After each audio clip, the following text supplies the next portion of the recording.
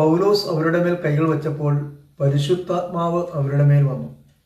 അപ്പോസ്തല പ്രവർത്തനം 19-ാം അധ്യായം 11-ാം തിരുവചനം.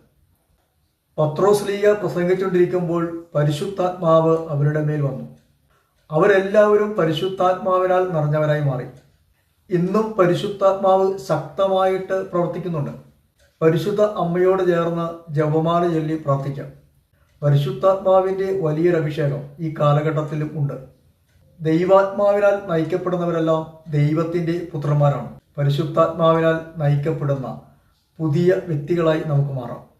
ദൈവത്തിൻ്റെ ആത്മാവ് ഇന്നും നമ്മുടെ ജീവിതത്തിൽ പ്രവർത്തിക്കും, ശക്തമായിട്ട് പ്രവർത്തിക്കും. പരിശുദ്ധ അമ്മയോട് ചേർന്ന് ജപമാല ചൊല്ലി പ്രാർത്ഥിക്കാം.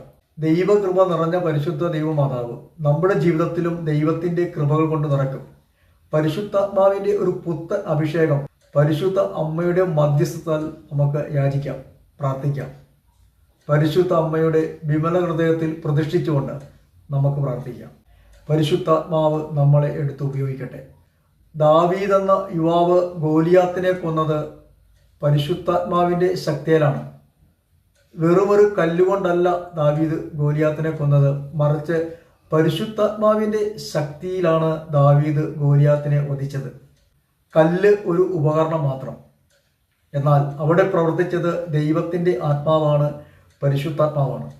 പരിശുദ്ധാത്മാവ് ഇന്നും പ്രവർത്തിക്കുന്നുണ്ട്. ഇന്നും നമ്മുടെ ജീവിതത്തിൽ പരിശുദ്ധാത്മാവ് ശക്തമായിട്ട് പ്രവർത്തിക്കുവാൻ പരിശുദ്ധ അമ്മയോട് ചേർന്ന് മധ്യസ്ഥം പ്രാർത്ഥിക്കാം. പ്രത്യേകിച്ച് ജപമാല ചൊല്ലി പ്രാർത്ഥിക്കാം. ജപമാല പ്രാർത്ഥനയ്ക്ക് വലിയ ശക്തിയുണ്ട്, വലിയ പവറുണ്ട്. ദൈവകൃപ നിറഞ്ഞ പരിശുദ്ധ അമ്മയോട് ചേർന്ന് നമുക്കും പ്രാർത്ഥിക്കാം. പരിശുദ്ധാത്മാവേ, ഞങ്ങളിൽ നിറയണമേ. പുതിയൊരു പെന്തക്കോസ്ത് അനുഭവം നൽകണമേ.